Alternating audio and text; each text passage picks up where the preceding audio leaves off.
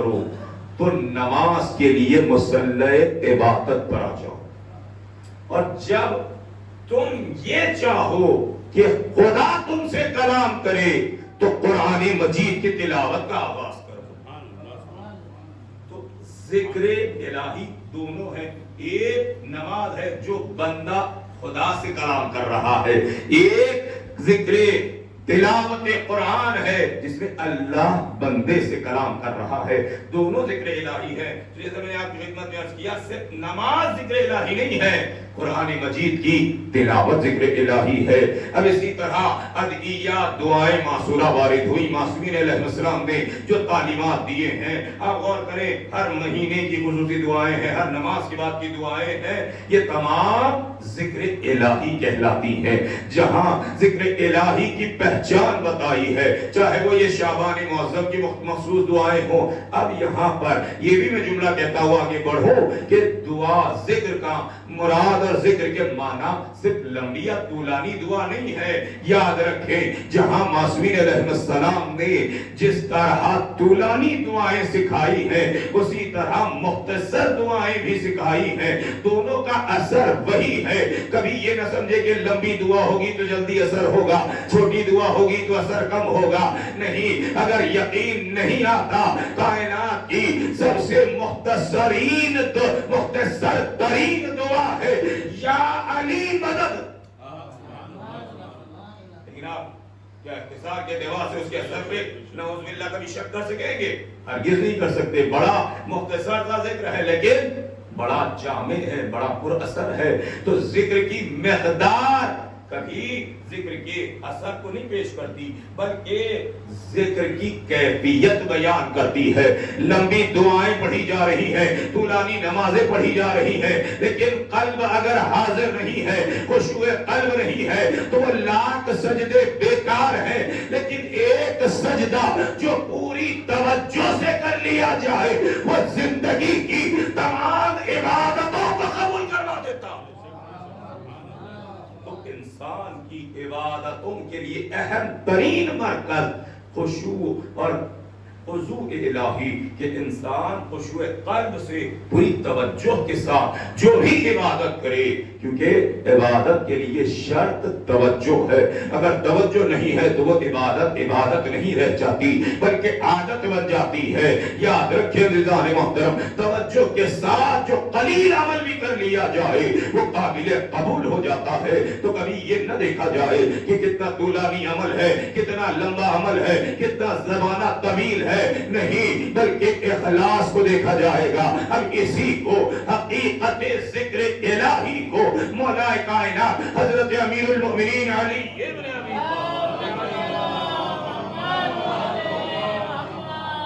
امام علی مقام نے اسی معنی اور اسی مطلب کو یوں بیان کیا کہ اذا احب اللہ عبدا الہمہ الطاعۃ، کہ اللہ جب کسی بندے سے محبت کرتا ہے، بندہ اللہ سے محبت نہیں کرتا، بلکہ امام کہتے ہیں کہ اللہ جہاں بندے سے محبت پر آ جاتا ہے، الہمہ الطاعۃ، تو سب سے پہلے اس بندے کو اطاعت گزار بنا دیتا ہے۔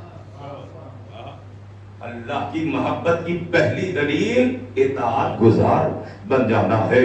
وَأَلْهَوَا أَلْزَمَهُ الْقَنَاعَةُ، اور عزیزان محترم میرا مولا امام فرماتے ہیں کہ جہاں اطاعت آتی ہے تو اطاعت کے بعد کی منزل ہے قناعت۔ قناعت کی مختصر سی تعریف یہ ہے، ایک ایسا جملہ مولا کائنات نے نہج البلاغہ میں رکھا، القناعۃ مال لا ينفد، کہ جس کی شرح لکھتے ہوئے جتنی شرح لکھی نہج البلاغہ لکھنے والوں نے، ہر دور میں شرح ہو رہی ہے اور انشاءاللہ ہوتی رہے گی۔ کیسے شرح مکمل ہو سکے؟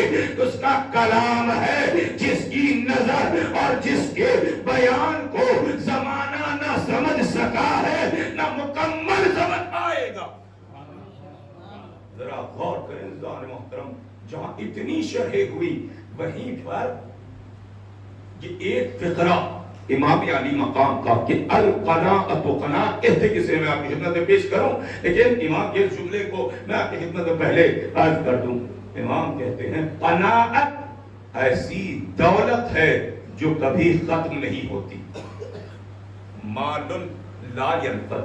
اس ایک فقرے کے بارے میں شرح کرنے والوں نے بار بار ایک جملہ لکھا کہ نہج البلاغہ کے تمام خطبات ہٹا دیے جائیں، تمام خطوط کو ہٹا دیا جائے، امام کے 450 سے زیادہ جو اقوال نہج البلاغہ میں ہیں انہیں ہٹا دیا جائے، اور پوری نہج البلاغہ میں اس ایک امام کے قول مبارک کو رکھ دیا جائے، تو تب بھی وہ کائنات کے تمام علوم سے بڑھ کر امام کا یہ ایک فقرہ ہوگا. صرف یہ ایک فقرہ. قناعت ایسی دولت ہے جو کبھی ختم نہیں ہونے والی. مال لا ينفد. قناعت کہتے کسے ہیں؟ تو امام نے بڑے مختصر انداز میں سمجھایا کہ جتنا مل جائے اس پر راضی ہو جانا. اگر یہ قناعت بندے میں آ جائے تو پھر وہ زندگی بھر کسی بات کی شکایت نہیں کرے گا کہ مجھے یہ چاہیے، مجھے وہ چاہیے. نہیں عزیزان محترم، قناعت جہاں جاتی ہے، کیونکہ ساری خواہشات، سارے گناہوں کی جڑ لالچ ہے، اور لالچ وہیں آتا ہے جہاں قناعت نہیں ہوتی ہے. جہاں انسان جتنا مل جائے اس پر راضی ہو جائے تو نہ وہ گناہ کی طرف جائے گا، نہ اس کے ذہن میں خواہشات پیدا ہوں گی. یہ خواہشات جیسے جیسے بڑھتی جائیں گی، ذا اطال العمل اسال العمل، یہی نہج البلاغہ کا امام مبارک کا خود جملہ ہے. ارشاد مبارک ہے جہاں امام نے فرمایا جب خواہشات طولانی لمبی ہونے لگتی ہیں تو عمل بدترین بنتا چلا جاتا ہے. جب خواہشات لمبی ہونے لگ جائیں تو سمجھ لیجئے اعمال بگڑنے لگ گئے، کیونکہ خواہشات کو ہمیشہ گھیرے میں رکھنا ہے، خواہشات کو اطاعت کے دائرے میں رکھنا ہے. اسی کا نام قناعت ہے. تو اسی لیے امام نے فرمایا جب اللہ بندے سے محبت کرتا ہے تو اللہ اس کو اطاعت گزار بنا دیتا ہے، اس کو اللہ قناعت پسند بنا دیتا ہے. جہاں امام نے یہ دو صفت کو بیان کیا، اس کے بعد کی منزل امام علی مقام نے پیش کی اور کہا کہ جہاں انسان ان دو منزلوں سے گزر جاتا ہے تو اب وہ ذکر الہی کا ایسے پابند ہو جاتا ہے کہ ذکر الہی سے اس کا سینہ منور ہونے لگ جاتا ہے، اس کے دل میں محبت عشق اور محبت الہی کا ایسا مرکز بن جاتا ہے کہ وہ ذکر الہی کا ایسے پابند ہوگا. اب جہاں ذکر الہی کہا تو زمانہ تلاش کرنے لگا، بھئی ہم نے قرآن مجید کی تلاوت کی، بے شک ذکر الہی ہوا، ہم نے نماز کا مصلی بچھایا، ذکر الہی ہوا. لیکن یاد رکھیں صرف یہی ذکر الہی نہیں ہے بلکہ اور بھی ذکر الہی کی منزلیں ہیں، جن میں سے ایک منزل وہ ہے جسے نبی اکرم نے یوں بیان کیا کہ ذکر علی عبادہ، علی کا ذکر بھی عبادت.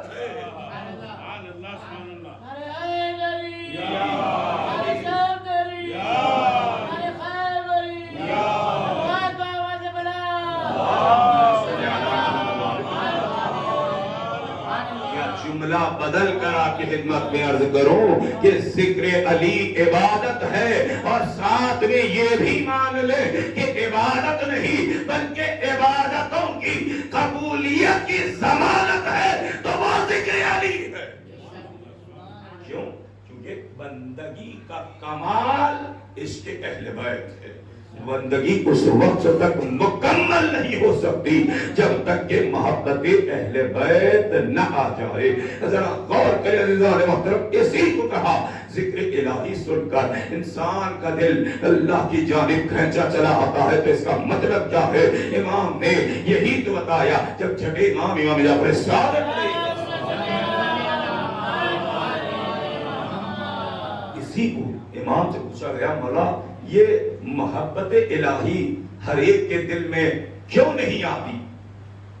تو امام نے جملہ ارشاد فرمایا کہ جب دل اللہ کے ذکر سے خالی ہوتا ہے تو اللہ اس کے دل میں غیر کی محبت ڈال دیتا ہے.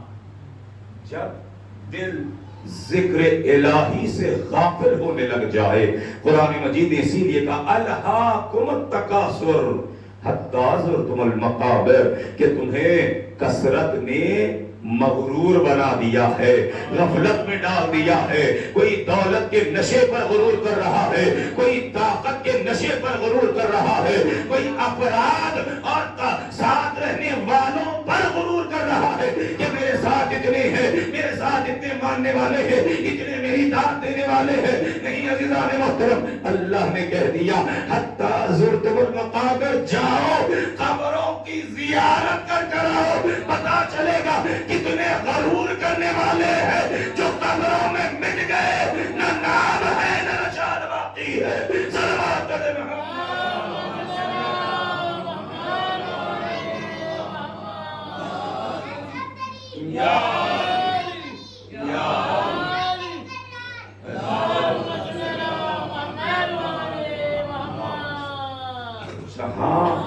پہچنوایا کہ کون ہے تو جہاں عزیزان محترم، اسی جملے کو میں آپ کی خدمت میں آگے تک پہنچا دوں کہ جہاں ان کی محبت کمال بندگی کا نام ہے تو شعبان معظم کربلا والوں کا مہینہ، وہ مہینہ کہ جس کے ذریعے اللہ نے بندگی کو معرفت کے وہ موقع عطا کیے ہیں۔ آپ غور کریں، شعبان معظم، صلوات شعبانیہ، چوتھے امام امام زین العابدین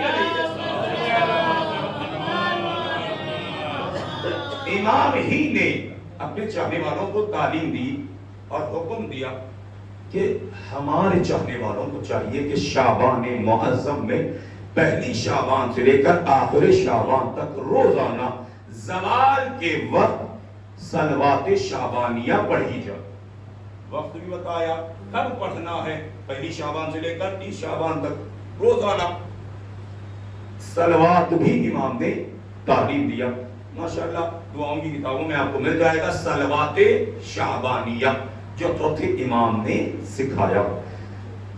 اگر اس صلوات پر غور کیا جائے عزیزان محترم، ایک ہی فقرہ معرفت اور فضائل اہل بیت کا سمندر نظر آتا ہے۔ ایسے ایسے فقرات امام علی مقام نے اس صلوات میں رکھے ہیں، آپ غور کریں، آپ جائیں تلاش کریں، ترجمہ ٹرانسلیشن انگلش میں بھی ماشاءاللہ آج کے زمانے میں موجود ہے۔ نوجوان بھائیوں سے بھی میری گزارش ہے پڑھیں، آپ کو پتا چلے گا کہ چوتھے امام نے خاندان اہل بیت کا تعارف کیسے کروایا ہے۔ اللہم صلی علی محمد و آل محمد، شجرۃ النبوۃ، موضع الرسالہ و مختلف المداح، ملائکہ و معدن العلم و اہل بیت الوحی۔ یہ صلوات کا پہلا فقرہ ہے۔ اس کے بعد مختصر صلوات ہے مسلسل، جہاں امام نے ایک ایک مقام بتایا کہ اللہ کا درود و سلام ہو محمد و آل محمد پر۔ اب امام نے تعارف کروایا کون ہے محمد و آل محمد، وہ جو شجر نبوت ہے، جہاں نبوت کا درخت نظر آئے وہ گھر محمد و آل محمد کا ہے، جہاں پر موضع الرسالہ جو مقام رسالت ہے وہ انہی کا دروازہ ہے۔ اس کے بعد کا فقرہ غور کریں عزیزان محترم، وَمَعْدَنَ الْعِلْمِ وَأَهْلَ بَيْتِ الْوَحِيدِ، علم کے نکلنے کا مرکز کوئی ہے تو وہ اہل بیت کا گھرانہ ہے۔ دنیا کے جتنے علوم ہیں جائیں آپ تلاش کریں، ہر وہ علم جو انسانیت کے لیے فائدے مند ہو اس کی جڑیں اور اصل اہل بیت کے در سے آ کے منسلک ہوتی ہیں۔ جو بھی بندگی اور انسانیت کے لیے فائدے مند علم، شیطانی علوم یا وہ علوم جو انسان کو وسوسوں میں ڈال دیتے ہیں یا دین اور مذہب سے غافل کر دیتے ہیں، وہ علوم نہیں۔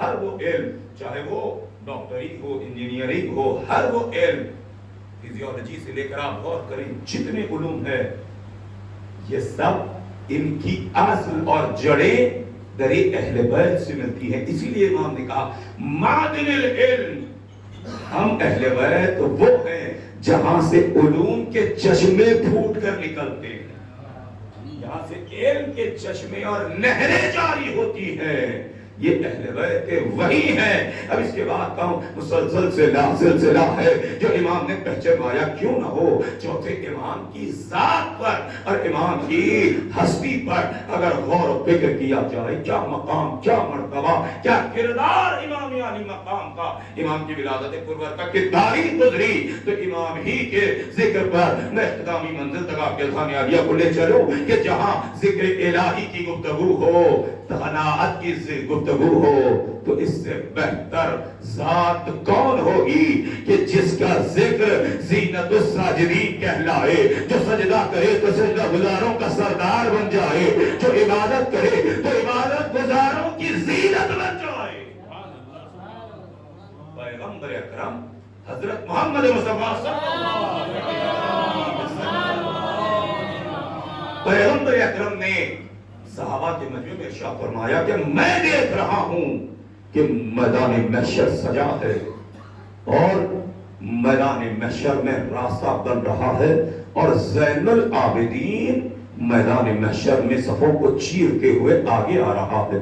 لوگوں نے پوچھا یا نبی اللہ, آپ سے بڑھ کر بھی کوئی عبادت گزاروں کی زینت ہو سکتا ہے, زین العابدین ہو سکتا ہے, علی جس کی ضربت کو آپ نے ثقلین کی عبادت سے افضل کہا, کیا ان سے بڑھ کر بھی کوئی زین العابدین ہو سکتا ہے؟ تو پیغمبر اکرم نے اپنے نواسے امام حسین کے کاندھے پر ہاتھ رکھ کے کہا, ہاں اس کے ظلم میں وہ بیٹا ہوگا جس کا نام علی ابن الحسین ہوگا, اس کو اللہ نے وہ مقام دیا ہے کہ زمانہ اسے زین العابدین کہہ کے پکارے گا. صلوات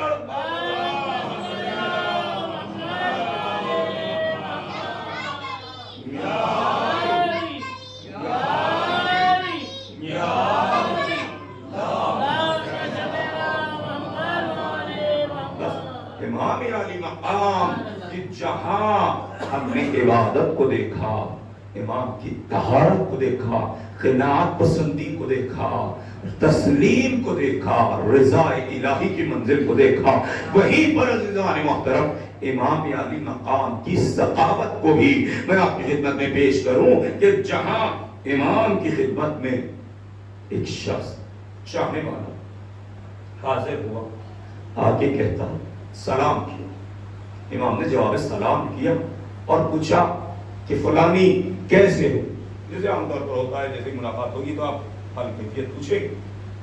فوراً اس نے عرض کیا مولا قرضدار بن چکا ہوں, قرضوں میں ڈوب گیا ہوں, 400 دینار کا قرضہ سر پر چڑھ گیا.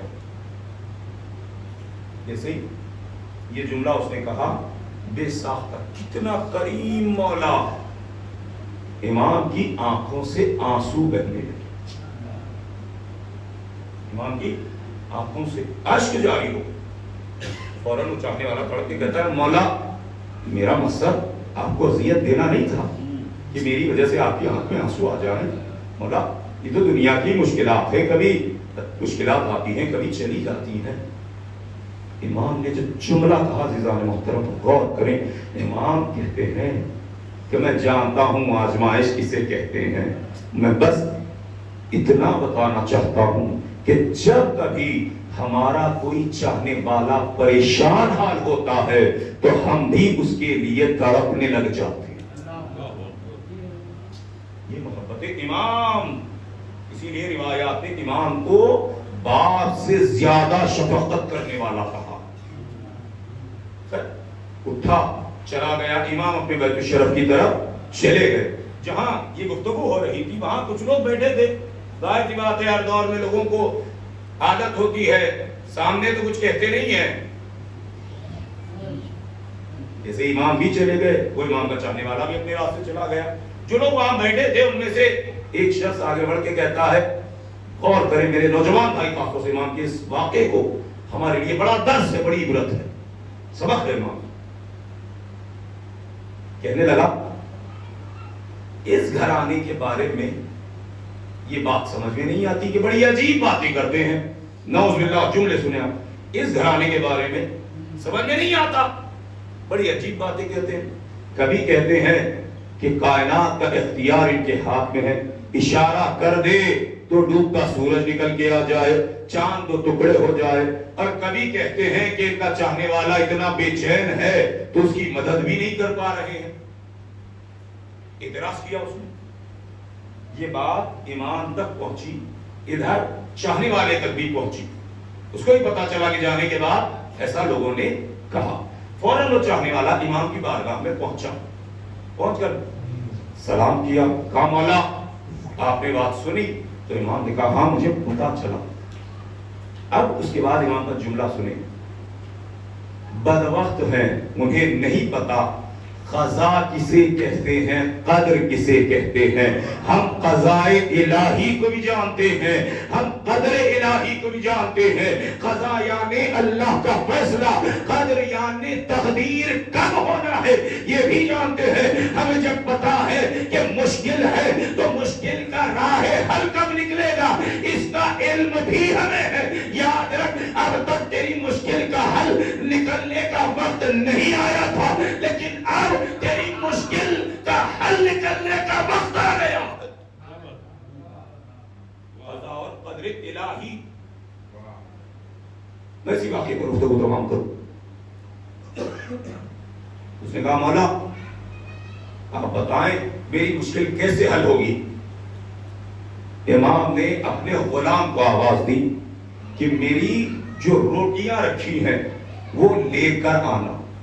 غلام اندر گیا، 2 روٹیاں، امام نے کہا ایک وہ جو میں سحر میں کھاتا ہوں، ایک وہ جو میں افطار میں کھاتا ہوں۔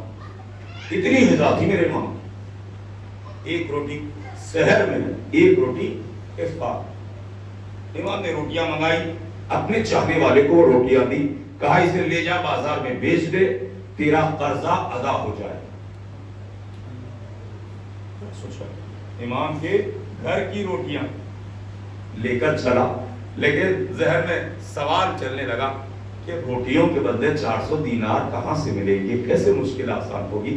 چل رہا ہے کہ راستے میں دیکھا ایک مچھلی والا بیٹھا ہے، اس نے قریب جا کر کہا کہ میں اس سے ایک روٹی دے کر ایک مچھلی خرید لیتا ہوں۔ ایک روٹی پر معاملہ طے ہوا، مچھلی لے لیا، آگے بڑھ گیا، دیکھا ایک نمک والا بیٹھا ہے، اس سے بھی دوسری روٹی دی، تھوڑا سا نمک لے لیا، سوچا کہ چلو پیٹ بھر جائے گا۔ گھر آ کر جیسے ہی مچھلی کو اس نے کاٹا، اس میں سے 2 قیمتی موتی نکل آئے، اتنے قیمتی کہ اس کی تمام ضرورتیں بھی پوری ہو گئی، قرضہ بھی ادا ہو گیا۔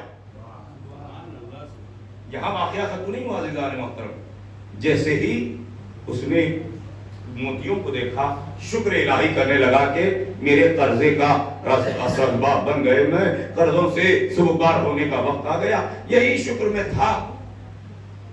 دروازے میں دستک ہوئی، دروازہ کھولا تو سامنے مچھلی والا بھی ٹھہرا ہے، نمک والا بھی ٹھہرا۔ دونوں کہنے لگے کہ تو نے جو ہمیں روٹیاں دی ہیں وہ ہم بڑی کوشش کر رہے ہیں کہ ہاتھ سے توڑ لیں، ٹوٹتی نہیں ہے،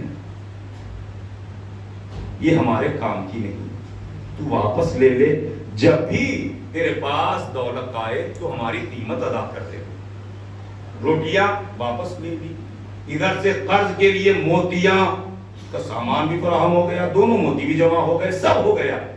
اب آخری منزل عزیزان محترم واقعی اسی فکر میں ہے کہ اب ان روٹیوں کا کیا کروں، کہ ادھر سے امام کے گھر کا غلام اس کے گھر پر آیا، دستک دی، کہا امام کا حکم ہے کہ وہ جو روٹیاں میں نے دی تھی وہ واپس کر دے، ہم نے جو روٹیاں دی تھی وہ واپس کر دے۔ امام کا جملہ سنیں عزیزان محترم، ہمارا رزق سوائے ہمارے کوئی نہیں جا سکتا۔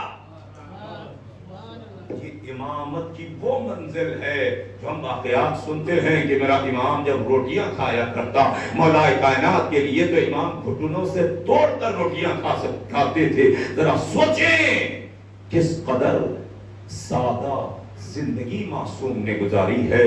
کیسے میرا امام تازہ کھانا کھا لے, کیسے میرا امام پانی پی لے. تاریخ خود بتاتی ہے نا میرا امام کیسے کھانے کی جانب توجہ کرے, کیسے پانی کی جانب توجہ کرے. ارے جس نے بھرے گھر کو اجڑتا دیکھا ہو, جس کی نگاہوں کے سامنے کہیں پر کڑیل جوان بھائی کے لاشیں کو جس نے دیکھا ہو, جس نے چچا کے کٹے ہوئے شانوں کو دیکھا ہو, ہاں ازادارو وہ میرا امام کیسے کھانے کی طرف رغبت کر دینا. تاریخ نے امام کی زندگانی تو لکھی, اسباب بھی لکھے نا. عالم یہ تھا مدینہ آنے کے بعد کہ وضو کے لیے نگاہوں کے سامنے پانی آ جاتا, امام رونے لگ جاؤ. ان خیر الجزاء ابھی ذاکر عبد نے آخری مرثیے میں چوتھے امام کی مصیبتوں کا ذکر کیا ہے. اللہ اللہ کیسا میرا امام ہے, کیسا صبر امام زین العابدین ہے. امام کے صبر کو زمانہ کیسے سمجھ پائے گا. اللہ رے فاطمہ کے ترانے کا یہ وہ پھول ہے جس نے وہ مصیبت دیکھی ہے جو کائنات میں کسی اور امام کی نہیں ہے. یہ وہ امام ہے جو اس منظر کو دیکھتا رہا جہاں امامت کی پہلی شب ہے, خیموں میں آگ لگی, ماؤں محلوں کی چادریں چھیلی گئی. ہائے میرا امام اپنی نگاہوں سے وہ منظر دیکھتا رہا جہاں چادریں چھینی گئی. ہائے میرے امام نے وہ بھی منظر دیکھے جہاں جناب سکینہ کے کانوں سے گوشوارے چھین لیے گئے, تماچے لگائے گئے, کرتے میں آگ بھی لگائی. ذرا سوچے کیا گزری ہوگی جب میرے امام نے شام غریبہ میں وہ منظر جو سنا ہوگا, جب فضا نے آ کر کہا اے میرے آقا مولا قیامت گزرنے والی ہے. پوچھا اب کون سی قیامت باقی ہے؟ کہا گھوڑوں کی نال بندی ہو رہی ہے تاکہ آقا حسین کا لاشا بحال کیا جاؤ. اللہ اکبر, جزاکم اللہ ان خیر الجزاء. ہاں ازادارو امام نے کون کون سے منظر دیکھے ہیں, امام کے مسائل, امام کی مشکلات اور تکلیفوں کا نہ اندازہ لگایا جا سکتا ہے نہ تصور کیا جا سکتا ہے. کیسے میرے امام نے لمحہ لمحہ صبر کیا ہے, کربلا سے لے کر شام تک ہر منزل پر میرے امام نے صبر کیا ہے, ہر منزل پر میرے امام نے سجدہ شکر کیا ہے. ہاں ازادارو کہیں آپ نے دیکھا ہے ایک جانب بازار میں آواز آ رہی ہے سبحان اللہ سبحان ربی الاعلیٰ و بحمدہ, کہیں پر آواز آ رہی ہے سبوح القدس رب الملائکۃ والروح. اور یہ سجدے کب ہو رہے ہیں؟ اس وقت ہو رہے ہیں جب بازار کے دوسری جانب سے آواز آ رہی ہے حاضری زینب, حاضری ام کلثوم. ذرا تصور کریں میرے امام نے کیسے صبر کیا ہوگا. بازاروں میں جب منادی ندا دے رہے ہوں, ہاں ازادارو امام ہی جانتے ہیں. بس آخری جملہ مجلس کو میں نے تمام کیا. ازادارو قیامت گزر گئی جب شام کا دربار آیا, شرابی کا دربار, علی کے گھر کی بیٹیاں اور وہ 700 مسلم نشی, ہائے علی کی بیٹی, ظالموں کہتے جاتے یہ حسین کی بہن ہے, یہ زہرا کی جائی, یہ عباس کی بہن ہے.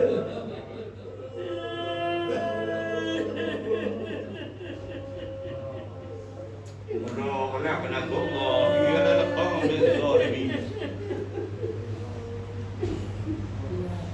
وسيعلم الذين ظلموا أي منقلب ينقلبون. ربنا تقبل منا إنك أنت السميع العليم بحق محمد وأهل بيته الطيبين الطاهرين. رضيات جواس محمد وآل محمد علیہ السلام کا خلیل ذکر و عبادت کو قبول فرما. پروردگارا اس مجلس رضا کا ثواب مرحوم کی روح کو مہیا فرما. پروردگارا مرحوم کے درجات کو بلند فرما، مرحوم کو جوار مولا و جوار معصومین علیہ السلام میں بلند مقام عنایت فرما۔ پروردگارہ دنیا میں جہاں کہیں مومنین و مومنات ہیں سب کی حفاظت فرما، دشمنان ایمان، دشمنان اسلام، دشمنان اہل بیت کو ذلیل و خوار نیست و نابود فرما۔ پروردگارہ جو مومنین و مومنات ان دنوں علیم ہیں، بیمار ہیں، سب کو صحت کاملہ واجلہ نصیب فرما۔ پروردگارہ شب جمعہ ہے، ماہ شعبان معظم کی تاریخیں گزر رہی، پروردگارہ ان انوار شعبانیہ کا واسطہ ہے، پروردگارہ اس ماہ کی تمام توفیقات اور خصوصیات رحمتیں ہم سب کے شامل حال فرما۔ پروردگارہ امام زمانہ کے ظہور میں تعجیل فرما، ہم سب کو اپنے امام کے ناصروں میں شامل فرما۔ آپ حضرات خدمت میں معروضہ ہے کہ ایک مرتبہ سورہ حمد 3 مرتبہ سورہ اخلاص کی تلاوت فرما کا سید حیدر مہدی عابدی مرحوم ابن سید اکبر مہدی عابدی مرحوم کے لیے ایصال ثواب فرما۔